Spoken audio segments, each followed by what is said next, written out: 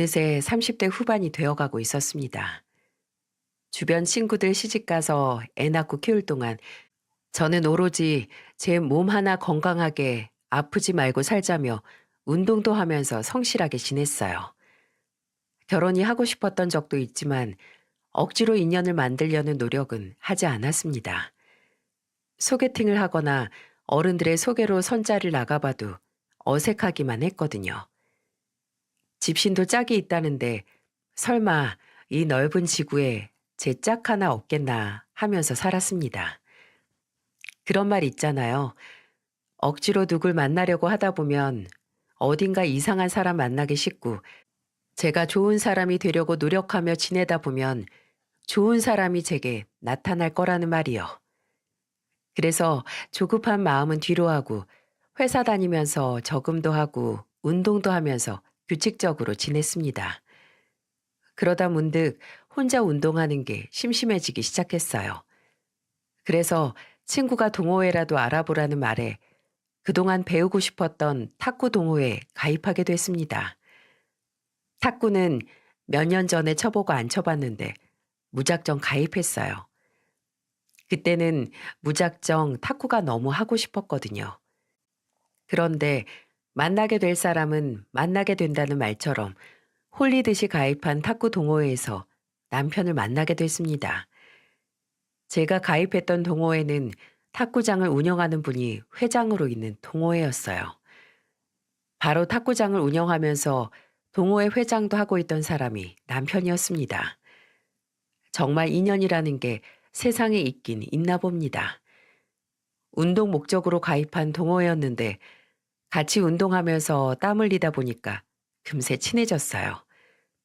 게다가 남편도 미혼이었고 저랑은 3살 차이가 나는 사람이라 대화도 잘 통했습니다. 그래서 틈만 나면 탁구 배우러 탁구장으로 가곤 했어요. 한 번은 제가 하루도 안 빼고 자주 오니까 남편이 장난처럼 이렇게 말했던 적도 있을 정도입니다. 탁구 대회라도 나갈 사람처럼 배우시네요.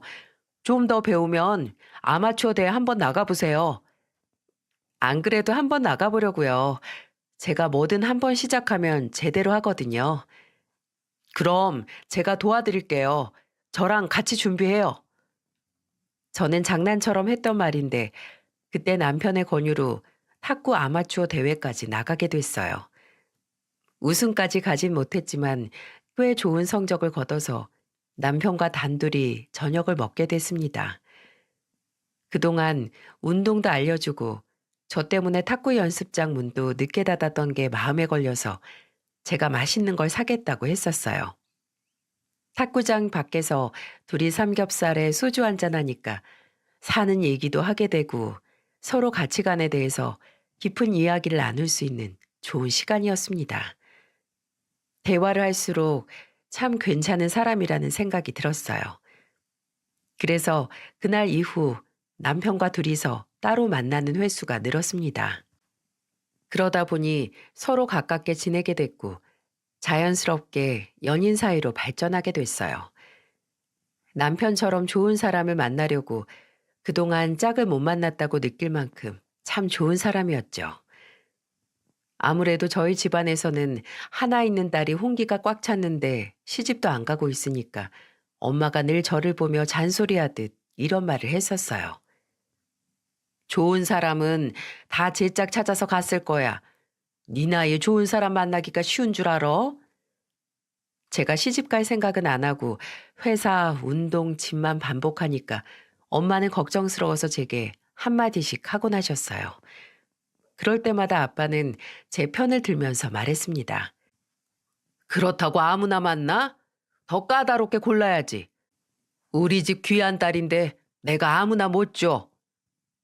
위로 오빠가 있었지만 아빠는 저를 참 많이 아껴주셨어요. 우리 딸 시집가는 생각만 하면 눈물이 난다면서 말입니다. 아마 제 나이 때 자식 있는 부모님들의 한결같은 고민 아닐까요? 이런 말 저런 말 다 듣다 보니 30 후반이 됐지만 기적처럼 지금의 남편을 만나게 된 겁니다. 왜 그런 느낌 있잖아요. 이 사람을 만나려고 그동안 혼자 방황했었나 보다 싶은 느낌이요. 남편과 저는 쿵 하면 짝소리가 절로 나듯 잘 맞았어요. 음식 취향부터 인생 가치관까지 딱 맞았습니다. 무엇보다 남편은 인품이 참 좋은 사람이었어요. 탁구장을 운영하던 남편은 한 달에 한 번 소외계층 아이들 모집을 받아서 운동도 알려주곤 했어요. 저는 굳이 피곤할 텐데 왜 이렇게까지 하느냐고 남편에게 넌지시 물어본 적이 있었습니다. 누가 알아주는 것도 아니고 나라에서 시키는 것도 아닌데 궁금했어요. 그러자 남편은 진지한 목소리로 말했습니다. 아버지가 돌아가시기 전에 부모님이 맞벌이로 일하셔서 아버지랑 하고 싶은 게 참 많았는데 잘 못했어. 나 같은 애들이 한 명쯤은 있겠지 싶어서 한 달에 한 번이라도 꼭 애들 모아서 하려고 노력 중이야. 와, 세상에 이런 가정적인 남자가 또 있을까? 나중에 우리 결혼해서 아이 낳으면 같이 잘 놀아주자. 내가 갈비뼈가 부서진 한이 있어도 내 새끼만큼은 꼭 다 같이 해줄 거야. 남편의 이런 모습을 보면서 결혼을 꿈꾸게 됐어요. 요즘 이렇게 가정적인 남자를 어디서 찾겠습니까? 이런 남자랑 산다면 행복한 가정 꾸리고 화목하게 살 수 있을 것 같았습니다. 게다가 남편은 몇 년 전 아버님께서 간암으로 돌아가신 이후로 어머님을 살뜰히 챙기며 지냈어요. 저와 데이트하던 중에도 맛있는 음식을 먹으면 어머님이 드린다며 음식을 포장해 가곤 했습니다. 그때는 이 모습도 어찌나 다정해 보였는지 모릅니다. 왜 남자들은 자기 부모님한테 어떻게 하는지만 봐도 나중에 부인한테 얼마나 잘할 남자인지 알게 된다고 하잖아요. 이 사람이랑 살면 굶어 죽진 않겠다는 생각까지 했습니다. 그래서 남편과 알콩달콩 연애하다가 결혼을 준비하게 됐어요. 왠지 이 사람이 제 평생의 동반자라는 느낌이 들었거든요. 시댁에는 남편과 어머님, 서방님, 아가씨 이렇게 네 식구였습니다. 서방님은 일찍 결혼해서 가정이 있었고 아가씨는 미혼이었어요. 어머님께서는 코다리찜 가게를 운영하고 계셨고요. 본격적으로 남편과 결혼 준비를 시작하면서 전 시댁에 먼저 인사를 가려 했었어요. 그런데 남편은 저희 집에 가장 먼저 인사를 드리고 싶다면서 고집을 부렸습니다. 그래서 남편과 저희 집에 인사를 갔고 아빠는 남편이 인사 온다는 소리에 긴장 반 설렘 반으로 기다렸습니다. 엄마는 진수성찬을 차려놓고 기다렸어요. 아빠는 남편을 보면서 말했습니다. 우리 딸이 늦게 결혼하는 만큼 참 좋은 사람 만났다고 생각하네. 들어보니까 속도 깊고 배려심도 깊다고 입만 열면 칭찬이던데 우리 딸이랑 행복하게 잘 살 수 있겠나? 결혼 전보다 결혼하고 나서 잘해주는 게 중요한 거야. 아버님, 걱정 마세요. 제가 지금보다 더 열심히 살게요. 지금처럼 서로 위하면서 지내겠습니다. 안 맞는 건 서로 조금씩 배려하면서 잘 맞춰가고 그렇게 행복하게만 살면 그게 효도하는 길이야. 그날 아빠는 남편에게 술을 따라주면서 우리 딸 잘 부탁한다는 말을 귀에 딱지가 않도록 했어요. 제가 들어도 지겨울 만큼 들었던 것 같네요. 엄마가 그만 말해도 잘할 거라면서 아빠를 말릴 정도였습니다. 오빠는 남편이 인상도 좋고 넉살 좋게 아빠랑 대화도 잘 한다면서 칭찬했어요. 그렇게 예비 처가에서 100점 만점에 200점을 얻은 남편은 안도의 한숨을 쉬었습니다. 그때 아빠의 걱정은 하나였어요. 저희 집은 기독교 집안이고 제 예비 시댁은 불교를 믿고 있었기에 중간에서 남편이 잘할 수 있는 사람인지 꼭 보고 싶다고 강조를 하셨습니다. 솔직히 연애 때는 종교적인 차이가 크게 신경 쓰이지 않았지만 결혼하면 집안 분위기라는 게 무시할 수 없는 일이잖아요. 그래서 저도 걱정이 되긴 했는데 남편의 말로는 어머니께서 종교를 강요할 뿐이 아니라면서 저를 안심시켰습니다. 혹시 문제가 생겨도 남편이 중간에서 잘 조율하겠다면서 당당하게 말했어요. 그런 남편을 보니까 결혼 준비가 실감도 나고 정말 제가 가정을 만들 준비를 하고 있다는 게 새삼 신기하더군요. 남편이 친정 먼저 인사를 하고 난 뒤 곧바로 저도 시댁에 인사 갈 준비를 했습니다. 아무래도 저와 남편이 나이가 있다 보니까 양쪽 집안에서 저희보다 더 난리였어요. 그래서 저도 서둘러 시댁에 갈 채비를 했었습니다. 시댁에 인사를 가자 서방님도 와서 저를 기다리셨고 아가씨도 집에 있더군요. 남편이랑 같이 가는 시댁인데도 긴장이 잔뜩 들었습니다. 평소 낯을 가리는 성격도 아닌데 아무래도 시댁에 인사 가는 일은 다른 느낌이었어요. 그런데 시댁에 들어서는 순간 어머님과 아가씨를 보면서 인사하다 촉이 왔습니다. 오늘 쉽게 집에 가지 못할 것 같다는 느낌 말입니다. 어머님은 첫인상부터 깐깐해 보이는 인상이셨습니다. 아가씨도 저를 보자마자 위아래 훑으면서 대충 인사를 하더군요. 저한테 제대로 인사해 준 사람은 서방님 뿐이었어요. 저는 남편의 동생이 먼저 결혼했다길래 예비 동서도 와 있을 줄 알았는데 서방님만 혼자 시댁에 왔던 게 조금 의아했어요. 이때부터 이상한 걸 눈치챘어야 했는데 제가 좀 둔했나 봅니다. 나중에 결혼하고 나서 알고 보니까 동서가 시어머니가 사이가 안 좋아서 시댁에 아예 발을 끊었다더군요. 저는 그런 것도 까맣게 모르고 예비 동서가 바빠서 못 왔다는 서방님의 말을 철석같이 믿었어요. 처음 시댁에 인사 간 제가 예비 동서는 왜 못 온 거냐고 계속 캐물을 수도 없는 일이잖아요. 저를 날카롭게 쏘아보시는 어머님을 보면서도 애써 침착하려고 했습니다. 어머님은 제가 거실에 앉자마자 저를 쏘아보며 날카롭게 말씀하셨어요. 30 후반이 되도록 왜 시집도 못 가고 있었던 거예요? 쓸데없이 눈만 높은 편인가? 아, 일도 하고 지내다 보니까 그렇게 됐어요. 그럼 남자 꽤나 만났던 거 아닌가?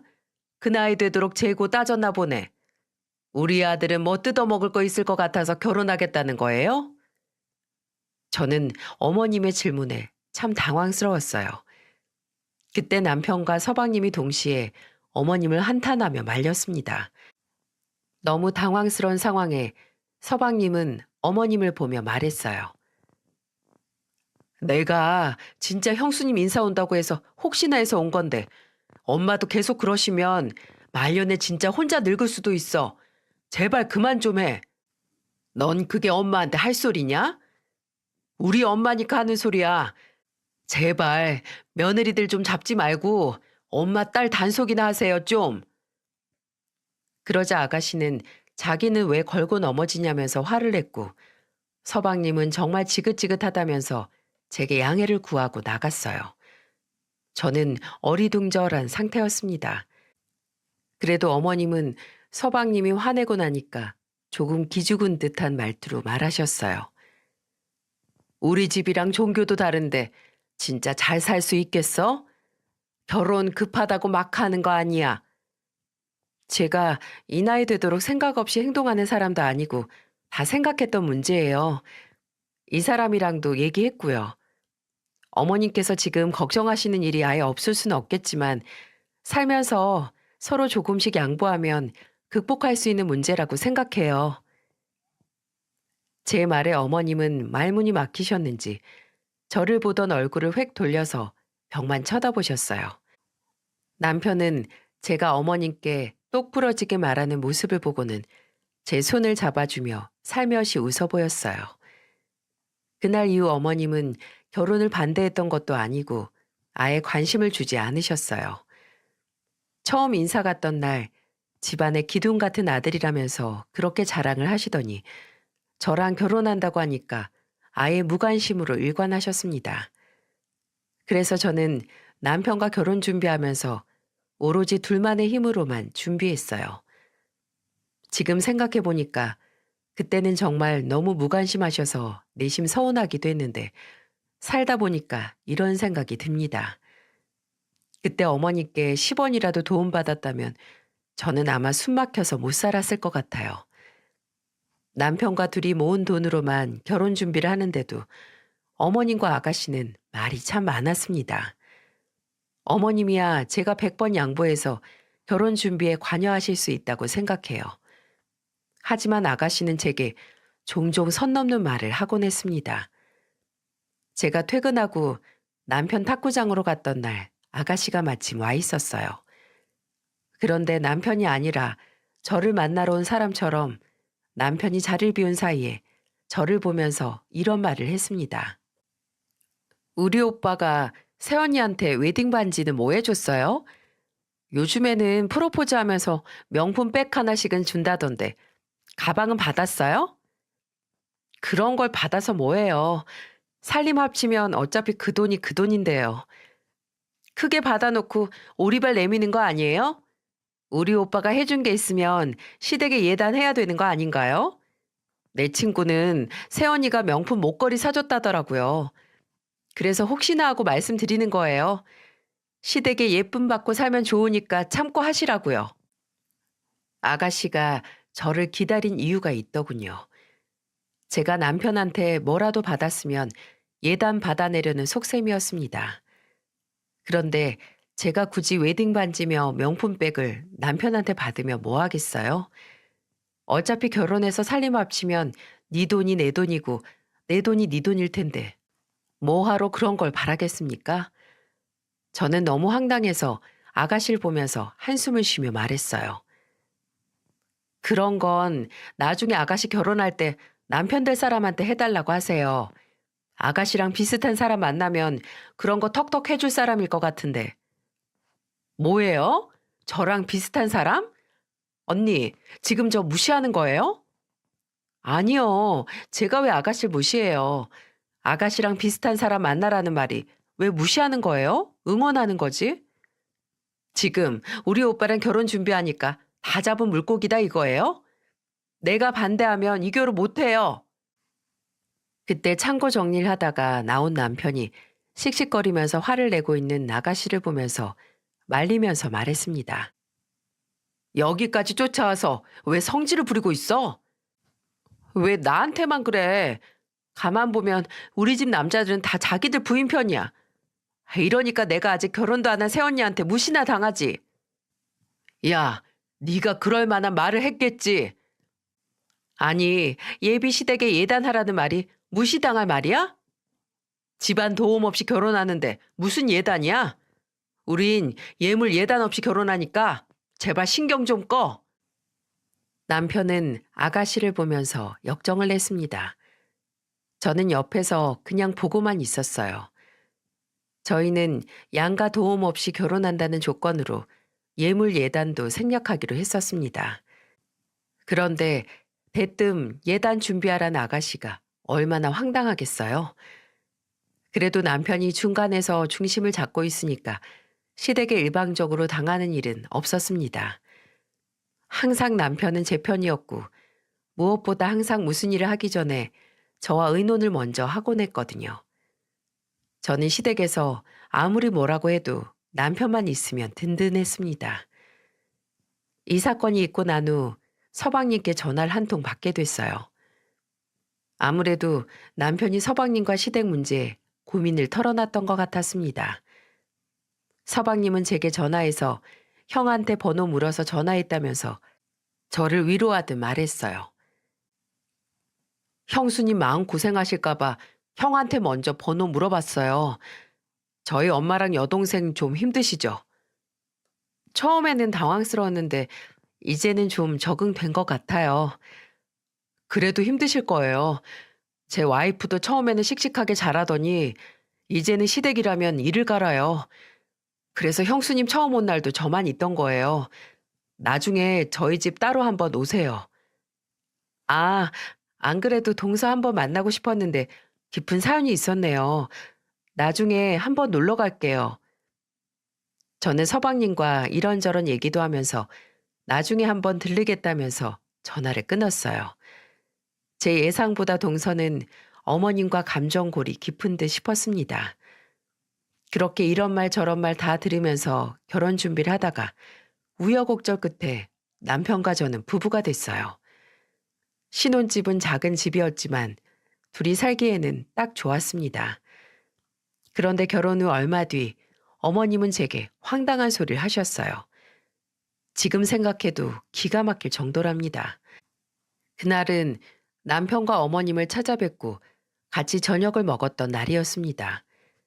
그런데 어머님이 밥 다 먹고 집에 가려는 저희를 굳이 주차장까지 나와서 배웅을 하시는 거예요. 어머님이 밥 드시고 배불러서 나오시나 보다 했는데 어머님의 속셈은 따로 있었어요. 밥 먹고 집에 와서 씻고 좀 쉬려는데 어머니께 전화가 왔어요. 저는 무슨 일인가 싶어서 전화를 받았는데 어머님은 화를 내며 말씀하셨습니다. 야, 내가 나이 든 며느리 집안에 들이면서 어화둥둥 모셔와야 되는 거냐? 그게 무슨 말씀이세요? 다른 집 아들은 장가 갈 때 친정에서 차도 해준다는데 아까 보니까 우리 아들 차도 안 바꿔준 것 같던데 너 정말 생각이 없는 거 아니니? 저희 아버지가 왜 남편 차를 해줘요? 그리고 자꾸 나이 든 며느리라고 하시는데 저희 아버지는 그럼 나이 든 사위 보고 싶으시겠어요? 뭐야? 여자랑 남자랑 같아? 여자는 어릴수록 좋은 거 몰라? 어머님, 저만 혼자서 1년에 2살씩 먹는 것도 아니고 어머님도 다 같이 나이 드는 마당에 뭘 그렇게 나누세요? 이거 봐, 이거 봐. 나이 먹고 자존심만 남아서 시어머니한테도 이겨먹으려는 것 좀 봐. 이겨먹으려는 게 아니라 잘못된 생각을 바로 잡아드리는 거예요. 제가 어머님과 통화하면서 점점 억양이 높아지자 남편은 전화기를 뺏어 들었어요. 그리고는 어머니께 화를 내면서 말했습니다. 저 결혼할 때 엄마가 하나 해주신 것도 없으면서 왜 이러세요? 이제 겨우 얻은 맏며느리도 얼굴 안 보고 살고 싶으셔서 이러시는 거예요? 제발 여기저기 시비 걸고 다니는 일 좀 하지 마세요. 남편은 어머님께 버럭 화를 내고 전화를 끊어버렸어요. 결혼 전에도 알고 있었지만 제가 생각했던 것보다 동서는 어머님과 감정의 골이 깊은 것 같았습니다. 그런데 저한테 하시는 말이나 행동만 봐도 동서가 왜 그렇게 시댁에 안 가려는지 이해가 가더라고요. 드디어 저한테도 시집살이가 펼쳐졌구나 싶었습니다. 어머님의 전화에 남편은 걱정이 됐는지 무슨 일 있으면 자기한테 꼭 말하라며 신신당부를 했어요. 저는 남편에게 걱정 말라고 안심시켰지만 참 앞길이 까마득하다 싶었습니다. 그래도 나름 씩씩하게 잘 이겨내고 있었어요. 약간 창과 방패의 싸움처럼 어머님과는 대립하는 관계로 지내고 있었습니다. 그러던 중에 결혼 후 처음으로 아버님 제사를 준비하게 됐어요. 남편 말로는 동서가 시댁의 왕래를 끊은 후부터 간소하게 지내고 있다고 했는데 어머님이 시장 봐오신 것만 봐도 엄청났어요. 하필 남편이 탁구장 문 닫는 시간이 8시라서 저 먼저 시댁에 도착해 있었습니다. 시댁에 도착하니까 누가 보면 제사 준비가 아니라 잔치 준비하는 줄 알겠더라니까요. 제가 시댁에 들어서자마자 앞치마를 주시더니 저보고 소리치며 말씀하셨어요. 아니 제사가 있는 날이면 빨리 와야지. 너 회사 퇴근하는 것까지 기다리면 밤에 제사는 어떻게 지내려고 그래? 이래서 9시에 제사상 다 준비가 되겠냐고. 어머님이랑 저랑 아가씨 셋이서 하면 금방 할 것 같은데요. 얘 좀 봐라. 우리 딸이 왜 주방 일을 해? 너랑 나랑 해도 충분해. 어머님은 아가씨는 절대 주방으로 못 오게 하라면서 큰 소리를 치셨어요. 그러면서 저한테는 전 뒤집어라, 나물 다듬어라, 숨 돌릴 틈을 안 주셨습니다. 그런데 말은 또 어찌나 많으신지 저를 보면서 하나부터 10까지 다 지적하셨어요. 그런데 제가 탕국을 끓이는데 어머님이 간을 보시더니 깊은 맛이 안 난다고 다진 마늘을 넣으려고 하시는 거예요. 저는 놀라서 저도 모르게 어머님 손을 탁 쳐내면서 말했습니다. 어머님, 제사 음식에 누가 마늘로 간을 해요. 간장을 쓰셔야죠. 살림을 해도 내가 너보다 곱절은 더 했어. 지금 나 무시하는 거냐? 지나가는 사람 붙들고 한번 물어보세요. 누가 제사 음식에 다진 마늘 쓰는지 꼭 물어보시라고요. 왜 다 차린상에 마늘을 뿌리려고 하세요? 제가 단호하게 말씀드리자 어머님도 갑자기 긴가민가 하셨는지 투덜거리면서 뒤돌아 가셨어요. 그렇게 지적을 하시더니 마늘을 넣으려고 하시는 게 말이나 됩니까? 그런데 이 사건 이후로 자존심이 상하셨는지 갑자기 저를 다그치며 지적하기 시작하셨어요.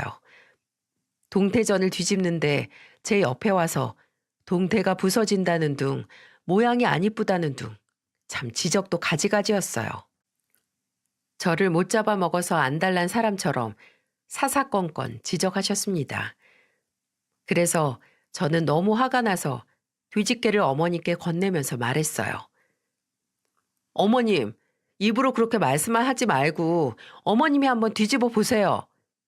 뭐? 지금 너 나한테 일 시키는 거니? 제가 하는 거 지금 다 마음에 안 드신다면서요. 그럼 어머님이 직접 하셔야죠. 참나 기가 막혀서. 잔머리 굴리지 말고 빨리 뒤집어. 저도 빨리 하고 싶은데 어머님이 계속 침을 튀기면서 말씀하시니까 일이 끝나질 않잖아요. 제가 한탄하며 말하자 어머님은 기가 막힌다는 듯이 저를 노려보셨습니다. 정말 그때 제 심정은 다 뒤엎고서 시댁을 뛰쳐나가고 싶었어요. 저는 그날 종교적 차이가 있어서 상만 차리고 제사 지낼 시간에는 홀로 방에서 가정 예배를 드릴 생각이었어요. 그런데 어머님은 급하다고 입으로는 말씀하시는데 일하는 내내 옆에서 방해한다는 생각만 들 정도로 입만 바쁘셨습니다. 정말 오늘 안에 제사를 지낼 수 있을까 싶었어요. 남편이 탁구장 문을 닫고 시댁에 도착한 시간이 8시 반이었는데 그때까지도 전을 뒤집고 있었네요. 왜 그랬는 줄 아세요? 어머님이 제가 뒤집은 전 마음에 안 든다고 새로 다 만들라고 하셨거든요. 그래서 제가 그렇게 마음에 안 들면 직접 만들라고 해도 본인은 국 끓는 거 봐야 한다면서 일도 안 하셨습니다. 진짜 시아버지 제사만 아니었어도 저 이미 시댁을 뛰쳐나갔을 거예요. 남편이 시댁에 왔는데 아직도 어수선한 주방을 보자 걱정됐는지 계속 옆에서 도와주려고 애썼어요. 그러자 어머님은 그 모습도 싫었는지 톡 쏘면서 말했습니다. 아유, 네가 굶뜨니까 우리 아들 퇴근하자마자 주방 기웃거리는 거 좀 봐. 어머님, 저도 퇴근하자마자 와서 주방에서 일만 하고 있는 거예요. 그러니까 네가 손이 빨랐으면 진즉에 끝났을 거 아니야. 어머님이 제가 만든 전 마음에 안 든다고 다시 만들라면서요. 그리고 빨리 끝내려면 아까부터 거실에 누워서 TV 채널만 돌리고 핸드폰으로 게임만 하고 있는 아가씨 불러서 끝내는 게 빠르죠. 제가 큰 소리를 치며 말하자 남편도 아가씨를 쳐다봤어요. 세상에 명절도 아니고 시아버지 제사인데 아가씨가 저렇게 거실에 대자로 퍼져서 누워만 있는 게 맞는 건가요? 명절이라도 이해가 안 갈 만한 상황인데 아가씨는 본인 아버지 제사에도 나몰라라였어요. 주방에서 시끄럽게 큰 소리 내면서 일하고 있으면 불편해서라도 같이 일할 법도 한데 참 대단한 사람이에요. 그런데 제가 아가씨 불러서 빨리 끝내자니까 어머님은 제게 이런 말을 하시더군요. 원래 집안의 맏며느리가 다 아는 거야. 나도 다 그러면서 우리 시어머니한테 배운 거야. 나는 시어머님이 한마디 하면 찍소리도 안 하고 다 했는데 너는 좋은 시대 태어난 줄로만 알아. 내가 한마디 하면 꼭 2마디 3마디씩 하잖아 너. 옛날이었으면 소방 맞고 쫓겨났어. 어머님은 당연히 제가 혼자서 다 하는 게 맞다면서 말씀하셨고 제가 계속 토단다면서 저를 탓하셨습니다. 정말로 이게 맞는 관계인가요? 게다가 제가 옛날 같았으면 소방 맞고 쫓겨났을 거라는 말에 기가 막혔습니다. 저는 참다 못해 분노가 폭발했어요. 들고 있던 뒤집개를 주방 바닥에 던져버리면서 말했어요. 진짜 모녀가 쌍으로 진상이네. 내가 여기 식모예요? 어머님은 아까부터 국 끓는 거 본다면서 손 하나 까딱 안 하는 거 제가 모를 줄 아세요? 뭐야? 너 지금 반항하는 거냐? 저도 할 말은 하고 살아야죠. 제가 여기 며느리로 들어왔지 식모로 들어온 줄 아세요? 저는 어머님께 악을 쓰면서 소리쳤어요.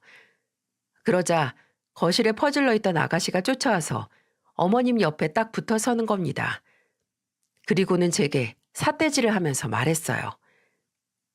내가 새언니 보통 아니라고 엄마한테도 말했지? 저봐 본성 나오는 거라니까. 새언니, 지금 시아버지 제사날 뭐 하시는 거예요? 나이만 먹었지 정말 경우 없는 사람이었네. 야, 나보다 나이도 어린 게 자꾸 이래라 저래라.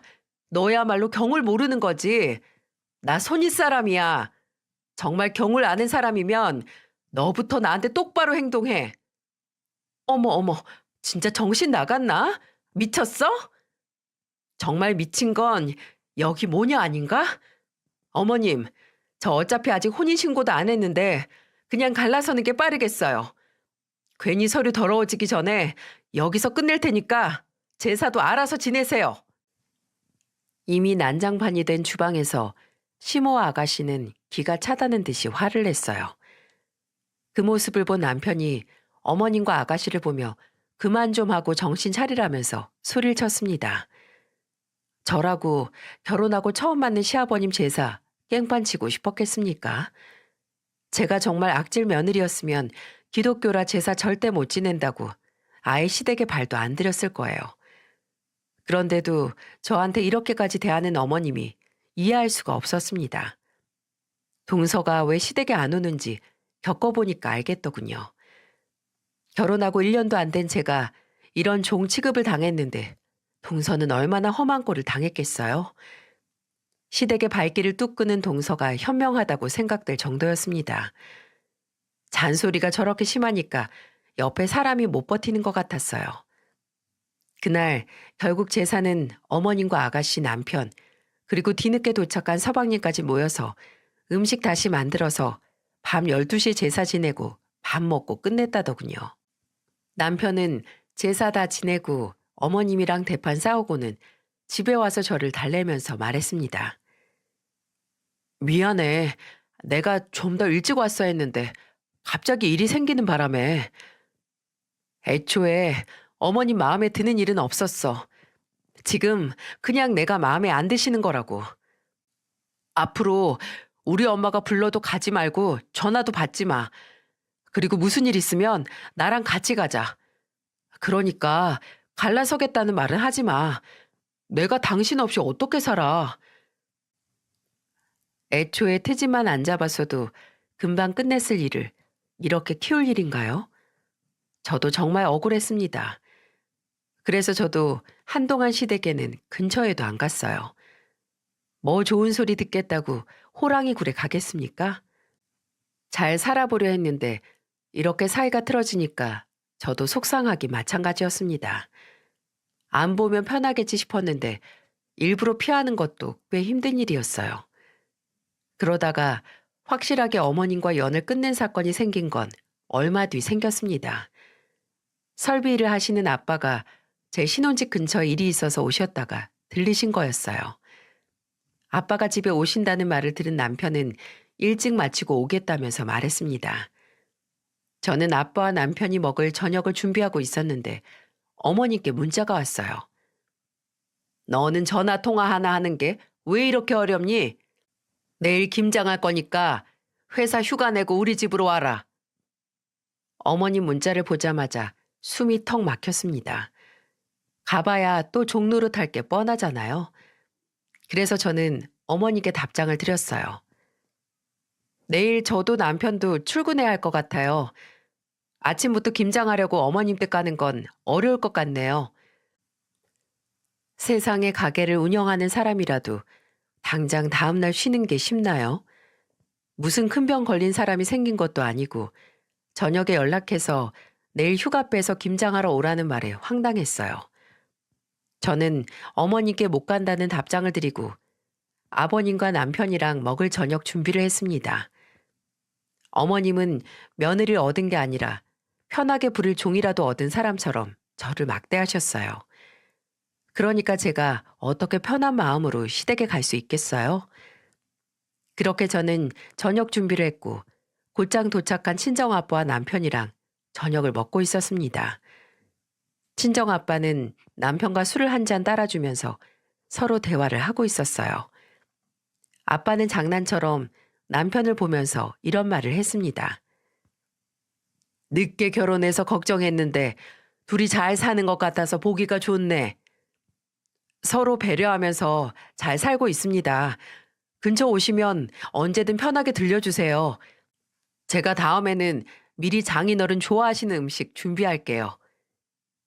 남편과 아빠는 서로 취미 얘기도 하다가 서로 낚시를 좋아한다는 걸 알고 낚시 얘기에 푹 빠져 있었어요. 남편이 아빠와 잘 지내는 모습을 보니까 너무 좋았습니다. 워낙 남편이 성격이 좋아서 처음부터 아빠는 남편을 마음에 들어 했어요. 그런데 그때 제 전화 벨소리가 울리는 거예요. 늘 똑같은 벨소리인데도 그때는 뭔가 다르게 들리는 것 같았습니다. 확인해 보니 어머님 전화였어요. 또 무슨 소리를 하려나 싶어서 전화를 받았습니다. 제 예상대로 어머님은 제가 전화를 받자마자 듣기 험한 쌍욕을 퍼부으셨어요. 야, 네가 정말 정신이 제대로 나갔지? 감히 내 말을 귓등으로 안 들어? 내가 문자 보냈다고 너도 문자 보내는 개 같은 경우가 어딨어? 너 지금 나 무시하니? 제가 언제 어머님을 무시해요. 솔직히 제가 전화로 못 간다고 말씀드렸으면 지금 하실 욕을 아까 하셨겠죠. 그리고 제가 내일 어머님 댁 가서 김장하면 저 또 종부리듯이 시키실 거잖아요. 그럼 며느리가 돼서 시어머니를 부려먹어야겠니? 너 정말 나이만 먹고 머리에 개념이라고는 없는 애구나. 내가 너 같은 며느리 보려고 우리 아들 장가 보낸 줄 알아? 내가 오늘 너한테 당한 꼴 우리 아들한테 말하면 너 당장 쫓겨난다고. 기가 막혔습니다. 제가 소리를 지르면서 대화하는 소리를 듣고 아빠와 남편이 거실로 달려나왔어요. 저도 친정아빠한테 시어머님한테 이런 꼴 당하는 꼴을 보여드리고 싶지 않았는데 아빠 얼굴을 보자 눈물이 왈칵 쏟아졌어요. 남편은 제가 어머님과 통화하고 있다는 걸 알고 전화를 뺏어들었습니다. 그리고는 어머님 전화에 대고 큰 소리를 치면서 말했어요. 엄마, 저 지금 장인어른 모시고 밥 먹고 있었는데 정말 창피해서 고개를 못 들겠어요. 대체 왜 이러세요? 제가 처가댁에 이런 식으로 당했으면 좋겠어요? 저 정말 너무 창피하네요. 남편도 화가 잔뜩 났는지 전화를 확 끊어버리더군요. 친정아빠는 이 모습을 지켜보고는 화가 난 얼굴로 겉옷을 챙겨 드셨습니다. 그리고는 제 손을 잡아 끌면서 말했어요. 세상에 마누라가 이 꼴 당하도록 뭐 한 거야? 내 딸이 이런 소리나 들으려고 결혼한 줄 알아? 장인어른, 죄송해요. 제가 앞으로 다신 이런 일 없도록 할게요. 저는 그때 남편의 말에도 화가 났습니다. 지난번 아버님 제사 때도 이런 일 없도록 하겠다더니 결국 그런 일이 생겼잖아요.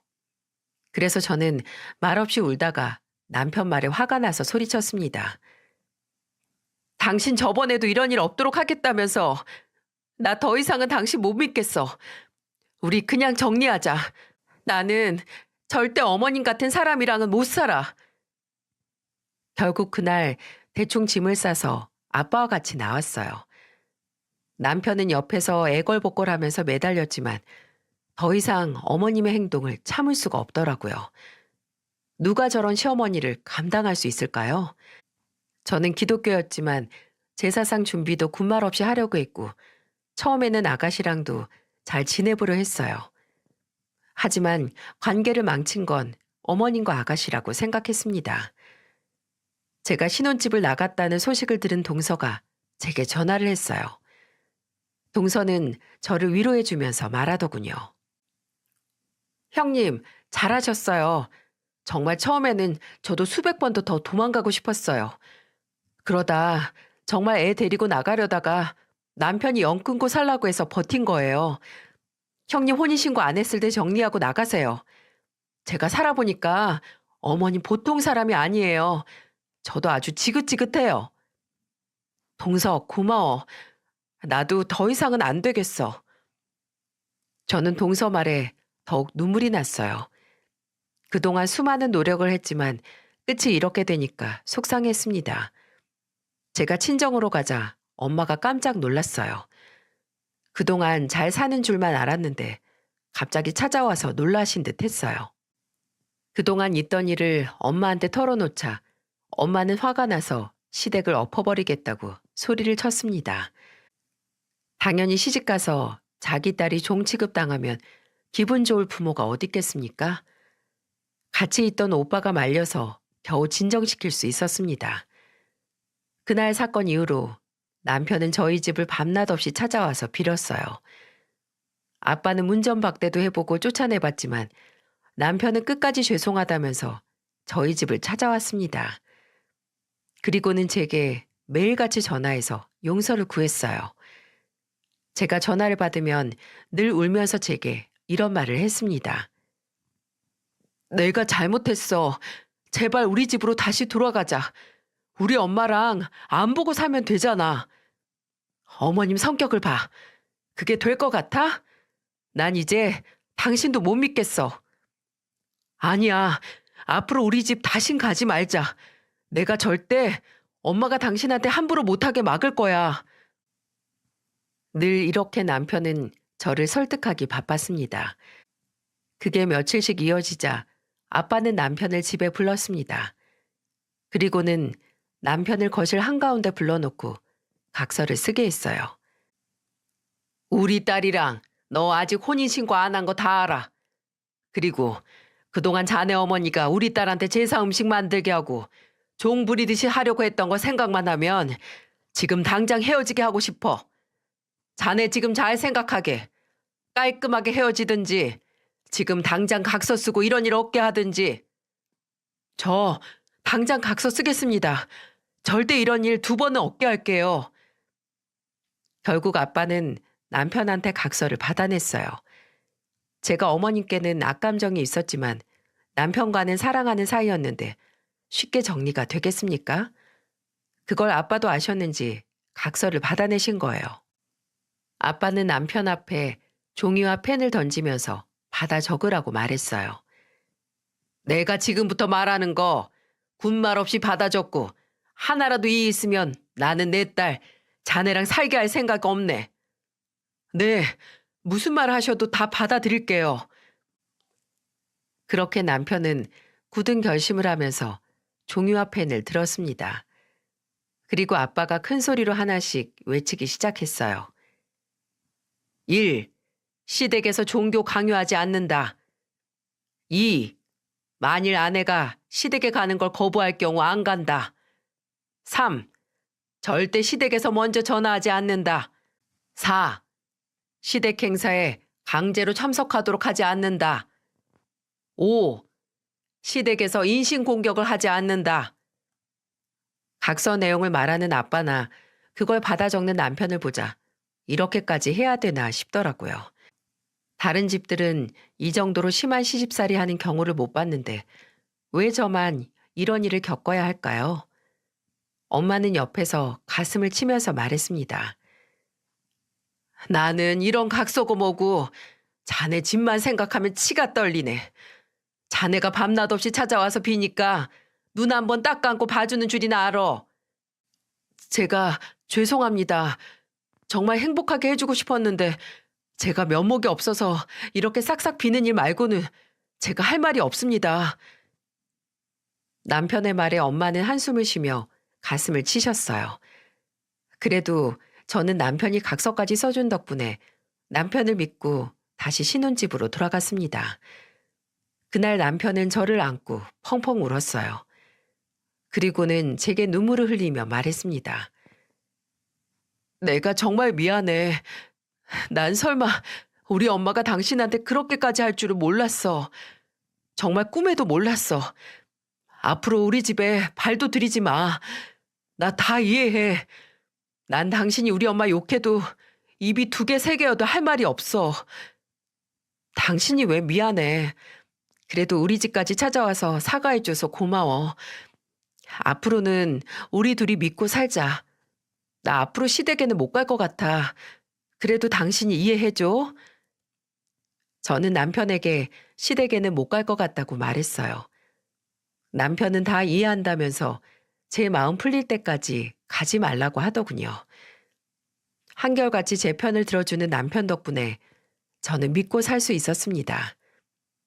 그리고 정말 그때 이후로 시댁에는 1년 가까이 안 갔습니다. 전화로도 전혀 소식을 모르고 지낸답니다. 상황이 이렇게 흐르자 어머님이 가만히 계셨겠습니까? 처음에는 어머님 생신 때 안 가자 어머님은 제게 전화해서 이런 말을 했어요. 너는 시어머니 생신에도 안 오기로 작정한 거야? 말씀드렸잖아요. 저 앞으로 어머님 댁 안 가요. 뚫린 입이라고 막말하네. 네가 우리 아들도 조종하고 있지?